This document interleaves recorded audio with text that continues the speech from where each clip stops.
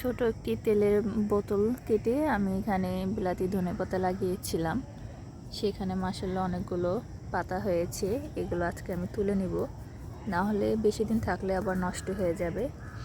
এই জন্য এগুলো আমি নিচে থেকে পাতাগুলা ছিঁড়ে নেব। সব পাতা ছিঁড়ব না, নিচে থেকে যেগুলো খাওয়ার মতো হয়েছে উপযুক্ত সেগুলো আমি ছিঁড়ব। তারপর এখান থেকে আবার কিছুদিন পরে আবার পাতা গজাবে।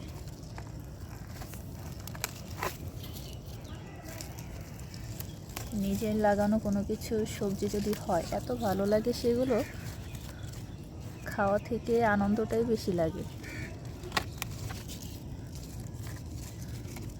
নিচের দিকে পাতাগুলো আমি ছিঁড়ব, উপরেগুলো থাকবে, তারপরে কিছুদিন পরে আবার উপর থেকে ওইগুলো ছিঁড়ে নেব। এইগুলা হচ্ছে এই গাছের ফুল, বীজ আর কি। এইগুলা বড় হবে আরও লম্বা হয়ে বীজ থেকে, তারপর আবার চারিদিকে বীজগুলো পড়ে নিজে থেকেই হয়। একবার যদি এই গাছটা রোপণ করা যায় তারপর অনেক বছর পর্যন্ত খাওয়া যায়। এগুলো সহজে মরে না, আর নিজে থেকেই হতে থাকে, এগুলো ছড়াতে থাকে।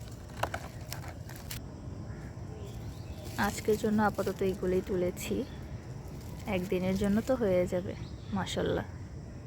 এই টবে যে বিলাতি ধনেপাতা দেখছেন, এখানে কিন্তু আমি লাগাইনি, এখানে নিজে থেকে হয়েছে। এই টবের ভিতর লাগিয়েছিলাম, এইখান থেকে যে বীজ হয়েছে, ফুল এসেছিল, এইটা আবার লম্বা হয়ে এসে এখানে বীজগুলো পড়ছে। বীজ পড়ার কারণে এখানে নিজে থেকেই হয়েছে।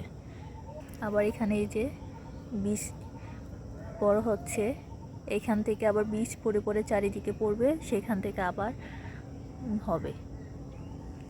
বললাম না, এই গাছ একবার লাগালে আর লাগানো লাগে না।